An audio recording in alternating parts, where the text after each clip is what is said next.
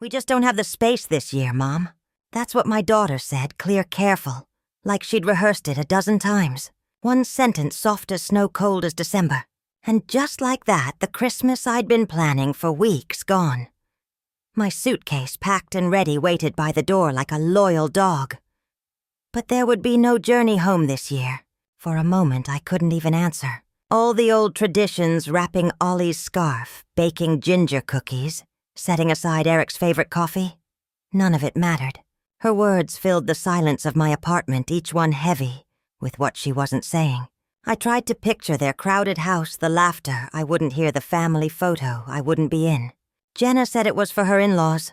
Her husband's family wasn't well. They needed quiet space. But mothers know when the story isn't quite true. It's not always the words that hurt.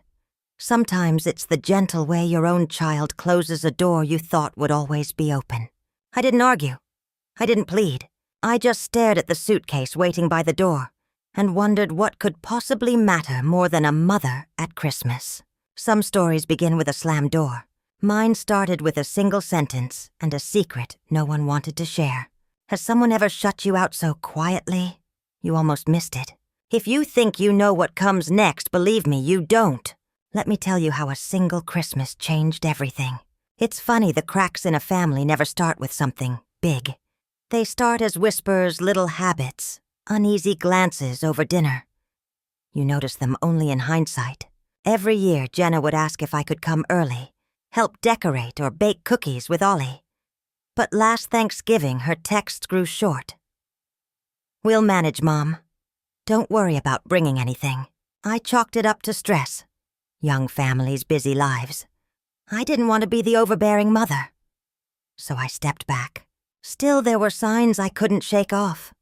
The way Jenna's husband, Eric, called me Carolyn instead of Mom, even after a decade.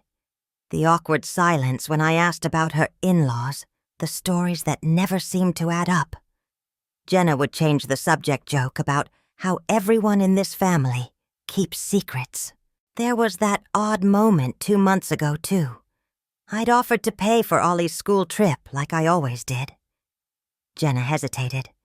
"It's fine, Mom. We've got it covered." But the very next day I saw a bank transfer from me to her, same as always. I never missed a payment, but suddenly it felt less like love, more like an obligation.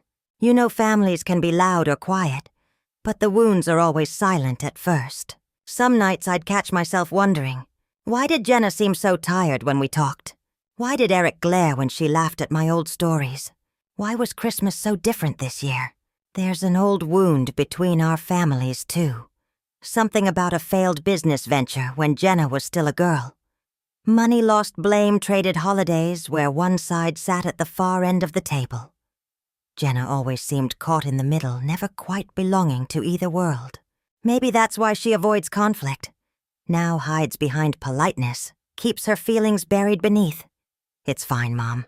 But I remember her childhood fear when grown-ups fought the way she'd squeeze my hand under the table. I remember promising her, "You'll never have to choose between the people you love." I meant it, or thought I did, this Christmas, though it felt like I was the one on the outside. No explanations, no argument. Just dissonance that crept in on tiptoe. I tried to convince myself it was nothing. But as the days ticked closer to Christmas, Jenna grew more distracted. Calls went to voicemail. My texts got left on read. Eric's parents, whom I'd barely spoken to in years, suddenly became the centerpiece of every story, every excuse. "They need rest, Mom. It's not personal." Maybe next year. What exactly were they resting from? Why did I feel like my own daughter was telling a story she didn't even believe? And then, there was that one line from Jenna, almost an afterthought. "Some things are just easier if we don't talk about them, okay?" It stuck with me. A splinter I couldn't dig out. Sometimes the things we don't talk about are the ones that break us. Have you ever sensed your child was hiding something from you? Or maybe even from themselves? Before I knew it, Christmas was only a week away, and all the cracks I'd ignored were about to split wide open. I wish I could tell you I handled it with grace. But there's a special kind of ache in realizing you've become your own daughter's backup plan, a walking bank account, a fallback for when life gets complicated. Sometimes love feels like money on autopilot. The days before Christmas blended into a fog of overthinking and self-doubt. I checked my phone every morning, hoping Jenna would change her mind, that she'd call and say, "Come home, Mom. Of course there's space." But there was only silence, except for the steady ping of another automatic transfer, for $800, right on schedule. Staring at my banking app, I felt a weight I couldn't ignore. Was this all I was now an ATM? Had love turned into a string of transactions? I remembered every time I dipped into savings, so Jenna and Eric could breathe easier down payments. Summer camps, repairs after Ollie broke his arm, groceries when Eric lost his job. Each dollar sent with hope that it meant, "You still need me." But now the only needing seemed to end at my bank account. Eric never said thank you, not once. At every holiday dinner he called me Carolyn. Polite but cold, as if reminding me I'd never truly belong. And lately even Jenna's voice sounded further away, like I was a stranger she owed something to, not a mother. It wasn't always like this. Years ago, before Jenna and Eric ever got together, our families were business partners.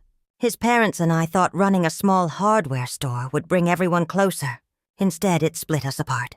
The business failed spectacularly. What started as a hopeful venture ended with blame, resentment, unpaid bills, and silent holidays.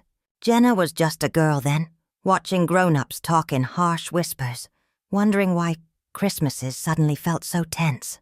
The wounds never really healed. We learned to be polite to fake smiles at birthdays and graduations. But underneath everything was sharp an invisible line running through every family gathering. Now, all these years later, it felt like that old scar had finally split open. Jenna called one afternoon, her voice too careful, like she was picking each word from a script. "Mom, I wish things were simpler. Eric's parents really need this. They're not well. We have to make sure everyone's comfortable." I noticed how the word everyone meant everyone except me. I tried to sound upbeat. "I can sleep on the couch, Jenna. Or even the floor. You know I don't mind." She hesitated. "The couch is taken this year. Too much luggage, you know. It's just easier this way." My heart sank. I wanted to argue, to demand my place at her table. But mothers don't always fight for themselves. Sometimes we pack our pain beside the gifts that never leave the house. That night, sitting alone, I felt suspicion crawling under my skin. Jenna said Eric's parents were sick. But 2 weeks ago, I'd seen their Facebook photos smiling in Arizona, feasting on BBQ, posing beside desert cacti. How sick could they be? I scrolled through Jenna's social media guilt, twisting my stomach. Nothing seemed off until I saw a photo that made my heart stop. Maui, a sparkling blue ocean, a family selfie. Jenna, Eric, Ollie, and Eric's parents. No sign of illness, just sun sand and matching Hawaiian shirts. This was the crowded house she'd described. This was the rest her in-laws needed. My hands shook as I texted Lily, Eric's cousin, always glued to her phone. "Hey, Lily. Are Eric's parents still sick?" "Just curious. Jenna said they needed to rest for Christmas." She replied instantly. "Sick, nope. They're in Maui with J&E, whole family's there. It's a big spa week. Saw the pics, looks like paradise." The room went quiet. It wasn't just the betrayal that stung. It was realizing I'd been quietly replaced in my own story. I looked at my suitcase by the door. Inside, gifts meant for people who'd already left. Love sent through wires never answered. And a dozen questions I was suddenly too afraid to ask. Why Maui? Why now? What else were they hiding from me? And why, after all these years, did it feel like the past was repeating itself another holiday, ruined by secrets and old wounds? Have you ever discovered a family secret that shattered everything you thought you knew? Because what happened next wasn't just about Christmas. It was about who really belongs and who's just passing through. There's a heaviness in knowing you've been lied to by someone you raised. Even heavier is the silence that follows, because when families fracture, the cracks never run in straight lines. They twist, curl around old wounds and hide new secrets in their shadows. After seeing those Maui pictures, the world felt upside down. My hands kept finding that old suitcase, zip, unzip, check the gifts. I couldn't bring myself to put anything away. Ollie's scarf still smelled faintly of the peppermint lotion Jenna used as a girl. Everything in that bag belonged to a Christmas I'd never get. For days I cycled between anger and guilt. Was I overreacting? Was there something wrong with me that Jenna couldn't just be honest? Every time I tried to justify it. Maybe she just wanted a peaceful holiday. Maybe she was protecting me from more drama. That little voice in my head answered back. Or maybe you're just not needed anymore. I thought about calling her, but what would I say? Would I sound desperate like a mother begging for scraps of attention? Or worse, would I finally confirm her suspicion that I was nothing but a source of drama and dollars? Instead, I sat in my living room scrolling through photos of Christmases past. One in particular stood out. Jenna aged 7 arms around both her grandfathers, eyes closed in the pure delight of belonging. Back then, neither side of the family had started the silent war. We were just people together before the store, before the bitterness, before everything broke. I poured a glass of wine, turned on some old carols, and let the memory sting. How many years had I spent walking on eggshells, smoothing over the tension between my family and Eric's? Jenna always seemed to carry the weight the peacemaker in a battle she never started. Had I ever told her how sorry I was for making her choose? Just as I was lost in thought, my phone buzzed an email from Jenna. The subject line was simple. "I'm sorry, Mom." I clicked it open, heart pounding. But the message inside was oddly vague. "Mom, I know you're probably upset. I wish I could explain everything, but I can't. Not yet. Please try to understand I'm doing what I have to for everyone's sake. Love you." It felt like she was holding back a whole storm of truth. Then another message, this time from Mary, an old friend of Jenna's from school. Someone I hadn't heard from in years. Her note was awkward, full of hesitations. "Hi, Carolyn. I hope you don't mind me reaching out. I know things are weird right now. Jenna's going through a lot. I can't say much, but she's worried sick about you. And about her father-in-law. I know you two have history, but please be gentle with her, father-in-law." The phrase stung. We'd never talked about Frank outside the context of the fallout. Mary's words left a bitter taste. Was Jenna hiding something about Frank? Was there more to the Maui trip than just a vacation?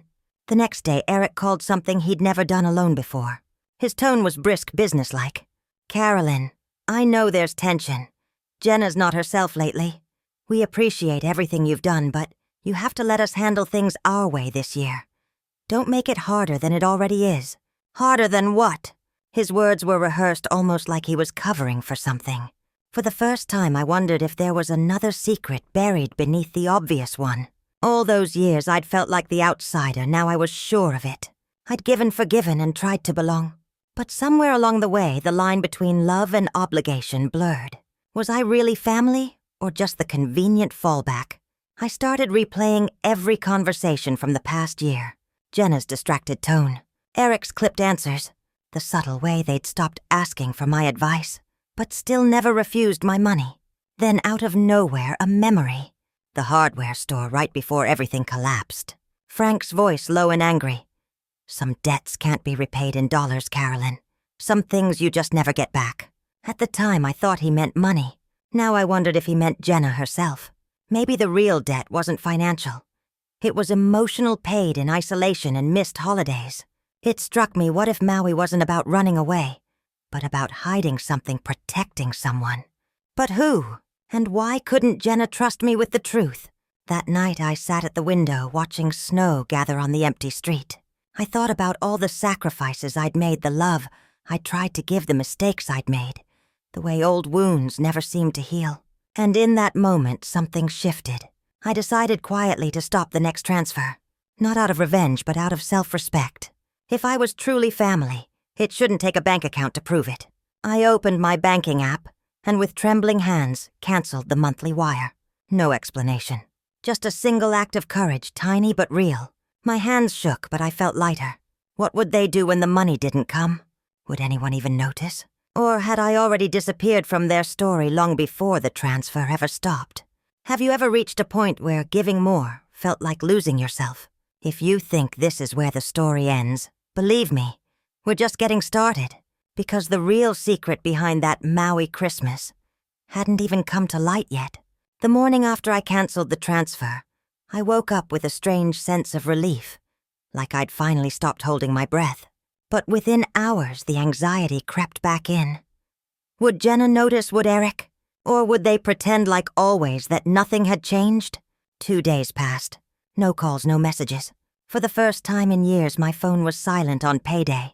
I tried to distract myself with small tasks. Dusting the bookshelf, refolding towels, baking the same cinnamon cookies I made every Christmas. But everything felt hollow.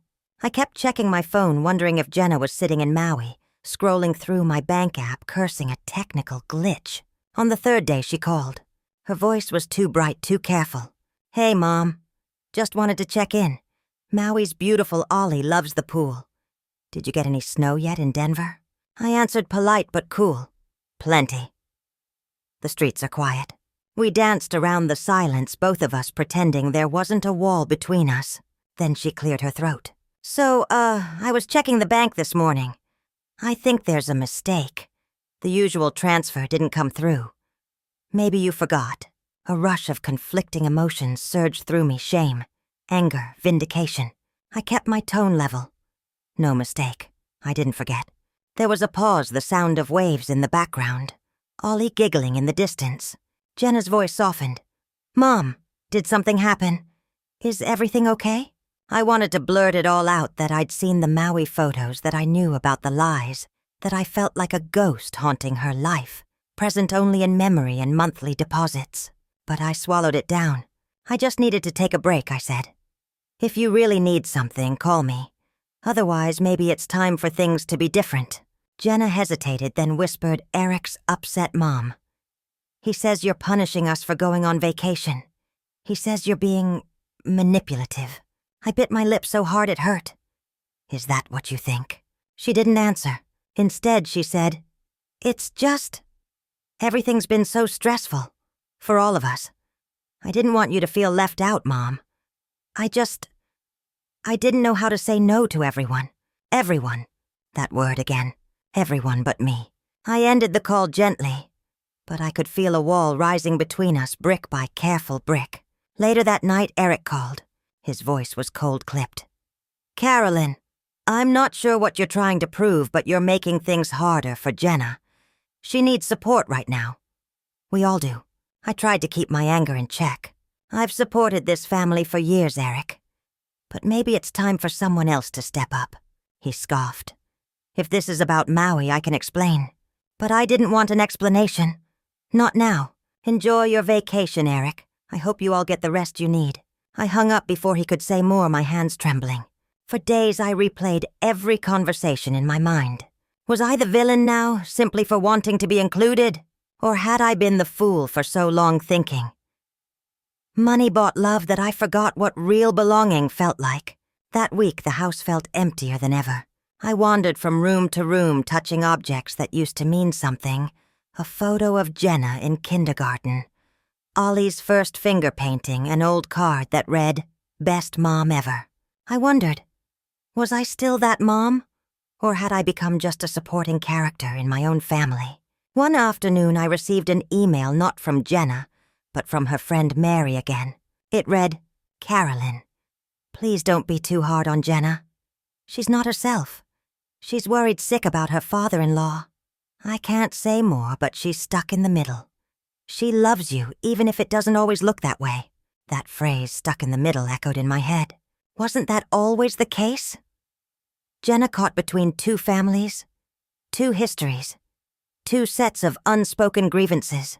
I started to remember my own role in that old fight, the harsh words I'd flung at Frank, the silent dinners, the way I'd let years pass without so much as a truce.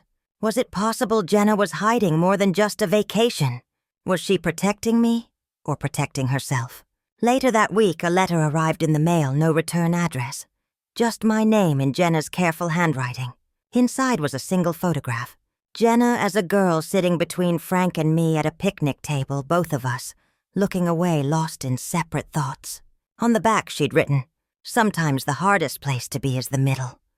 I'm sorry, Mom. J." The weight of it hit me hard. For the first time, I saw not just my own pain, but hers, the little girl still trying to please everyone, still trying to keep peace between worlds that refused to meet. That night, I couldn't sleep. I kept replaying Mary's words, Jenna's voice, the photo. Had I pushed too hard? Had I asked for too much or not enough? But another part of me bristled. Was I supposed to accept being lied to again? Just to keep the peace? Was this what family was? Endless sacrifice, with no honesty in return? As the days passed, the silence between us thickened. I thought about reaching out, apologizing, trying to start over. But the anger wouldn't let me. Not yet. One snowy evening, as I stood by the window, watching the lights across the street flicker on, I realized something. All my life I'd tried to hold this family together with money, with food, with forgiveness. But sometimes the strongest thing you can do is let go, even if it breaks your heart. The next morning, I woke to a new email from Jenna. This one was different. Long, rambling, full of pain. She wrote, "Mom, I don't know how to fix this. I'm scared. Eric's angry all the time, and I can't make anyone happy. Frank is sick, really sick. The doctors say it might be his last Christmas. I didn't want to burden you, but I couldn't bear to see you fight with them again. I'm sorry for shutting you out. I just wanted one Christmas without war. Please forgive me, Jay." I sat at the table, hands shaking, tears running down my face. The truth at last. Frank was dying. This was their last chance to be a family, to heal old wounds without me. The reminder of everything that went wrong. I thought I'd feel vindicated. But all I felt was grief at what was lost, and at what could never be reclaimed. Have you ever learned a truth that made all your anger disappear, leaving only heartbreak behind? If you think this is where the story ends, stay with me. The hardest decisions and the deepest healing were still to come. There's a silence that comes after confession. Thick aching, full of things you wish you'd said years ago. For days, Jenna's email echoed in my mind. Frank is sick, really sick. The doctors say it might be his last Christmas. I just wanted one Christmas without war. I sat with it heavy as stone. I wanted to believe that was the only reason I'd been left behind. But somewhere, a second voice whispered, "Is there more she's not telling you?" I kept replaying our history, every holiday, every sharp word, every birthday spent in divided rooms. My pride and Frank's, my need for control, his grudge, and Jenna always in the middle. Her childhood marked by door-slamming silences and sideways glances. I nearly picked up the phone a dozen times. But I didn't.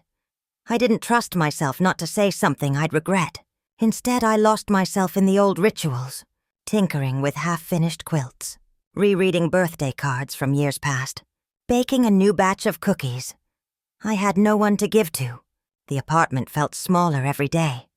My own Asian anger a tighter and tighter coil. Then one snowy afternoon the doorbell rang. I wasn't expecting anyone. I opened it to find Jenna's shoulders hunched, eyes red suitcase at her feet. "Can I come in?" she asked, voice trembling. She sat at my kitchen table and let the silence pool between us, then finally broke. "Eric and we're done. He wanted someone to blame. I left." I couldn't keep pretending. The words poured out. "I know I should have told you, Mom. But I was scared. Not just of hurting you, but of the past repeating itself. When I was little, every fight about the business, every silent dinner, every time you or Frank refused to give ground, I felt it. I tried to fix it by being good, by never choosing sides. I thought if I just held everything together, it would get better. But it never did." She looked at her hands, voice cracking. "Frank's sicker than anyone knows. He's dying, Mom. That's why Maui happened. It wasn't about the beach or the spa. It was his wish to have us all together one last time. No fighting, just peace. But when I tried to bring you, he said no. He couldn't face you, not after everything. He thought you'd never forgive him." A wave of realizations swept over me, shame, sadness, and ache for years wasted. Jenna pulled a folded letter from her bag. "He wrote you something. He wanted to give it to you, but he was afraid. I found it after he fell asleep." She slid it across the table. I hesitated before opening it, hands shaking. Inside was Frank's familiar handwriting. Carolyn.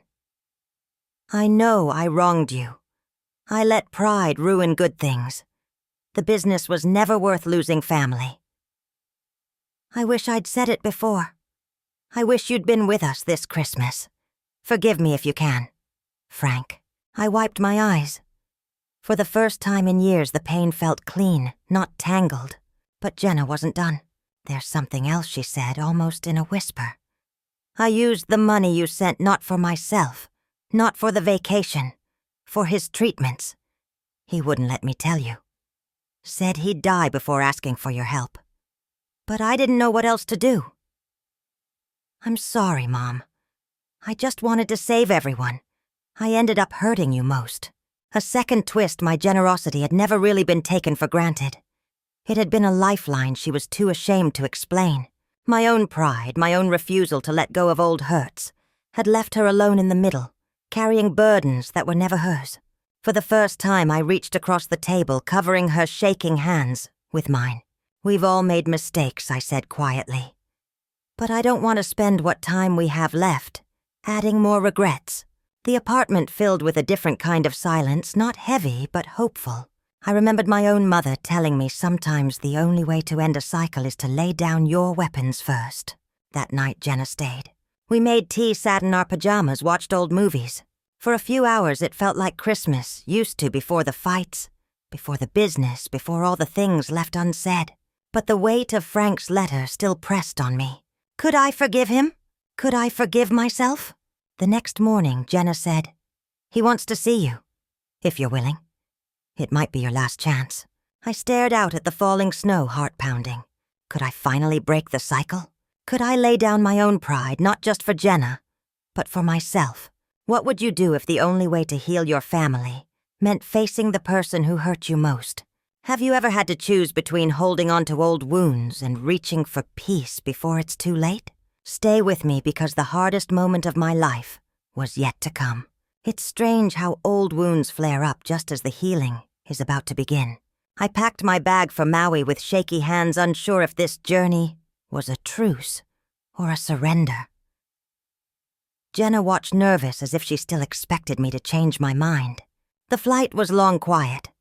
I watched clouds roll by and thought about all the ways a woman can lose her place in a family, by choice, by accident, or by someone else's hand. Frank looked so much smaller in person, his body frail, but his gaze still sharp, still proud. He sat in a wheelchair by the window, sunlight casting his face in deep lines. We all gathered awkwardly at first. Jenna fussed over Ollie, who was busy drawing on the back of a resort menu. Eric stayed silent, arms folded, glancing at Frank like he needed permission to breathe. Frank's wife was the one to break the silence. "Frank, don't you have something to say?" Frank didn't look at me right away. He cleared his throat, coughed. Finally, "Carolyn, I know you probably think I'm an old bastard, and you're not wrong. I let things get ugly for too long. I blamed you for the business falling apart, but the truth is, I never really believed a woman could run a store. I was wrong, and I was proud, and I let that pride cost us everything." His words cut sharper than any argument we ever had. For years, I'd wondered if it was just the money, or if there was something deeper. To hear it out loud, a woman couldn't run a store. It made every holiday, every cold greeting, every silent dinner suddenly make sense. I swallowed hard. "My mother raised 3 kids alone and never missed a mortgage payment," I said quietly. "But somehow I still let your opinion get under my skin." Frank's eyes welled up. I see now how wrong I was. I spent years fighting for my pride, when I should have been fighting for my family. Jenna was crying silently, clutching Ollie to her side. "Why does it have to take someone dying for people to tell the truth?" she whispered. Eric stared at the floor. Frank's wife squeezed my hand. "I always thought the two of you were too alike," she murmured. "Both too stubborn to admit you were both hurting." The room grew heavy, a hush full of regret and old love. Suddenly, Ollie piped up, holding out his drawing. "Grandma, look. I made us all together at the beach. Even Grandpa Frank. Is that okay?" He'd drawn a wobbly sandcastle, all of us holding hands in the sun. No lines dividing who belonged to who. The innocence of it broke something open in me, a flood of hope. A longing for all of us to be that simple again. Frank looked at the picture, his voice trembling. That's how it should have been all along. It struck me that it wasn't just my pride or Frank's, or even the business that kept us apart. It was the stories we told ourselves what a woman could do, what a man was allowed to admit, what children were supposed to endure. I knelt next to Ollie, brushing his hair from his eyes. You did perfect, sweetheart. This is what family looks like. I turned to Frank, searching for a sign we could start again. I forgive you, I said. Not because I had to, but because I wanted something better for Jenna, for Ollie, and maybe even for myself. Frank reached for my hand. His grip was weak, but his eyes were clear. Don't let old men like me tell you what you're worth, Carolyn. Promise me you'll show Ollie what strength looks like. I will, I whispered, tears slipping down my cheek. Eric finally found his voice. I never understood why you stopped helping. But seeing all this, I get it now. I was wrong too. Jenna pulled us into a trembling hug. For once, can we just be a family? No sides, no secrets, no one left out. We sat together, sharing food, passing Ollie's drawing around, letting the evening slip into memory. There were no more accusations, just stories, some happy, some sad, all finally spoken. Back in my room that night, I opened Frank's letter again. It didn't erase the past, but for the first time, it felt like the future might belong to all of us. As I drifted off to sleep, I remembered Ollie's picture, all of us together. No lines, no pride, just sunlight and open hands. Have you ever realized the thing that held your family back was just a story someone else told and you believed? The final lesson wasn't about money or pride or even forgiveness. It was about finally belonging together. But there was still one last step to take. Some scars never really fade. But in the soft light of forgiveness, you start to see them as a part of your story, not the whole of it. When I woke up in Maui the next morning, the air felt lighter. Jenna was already on the balcony, hair tangled, holding a mug of coffee in both hands. She looked younger somehow, like the little girl who used to sneak into my bed after a nightmare. She didn't say much. She didn't have to. We sat in silence, watching Ollie chase birds along the beach, his laughter cutting through the last of the old ghosts. At breakfast, Eric served pancakes, while Frank's wife retold a story about the first summer she and Frank met. Nobody interrupted.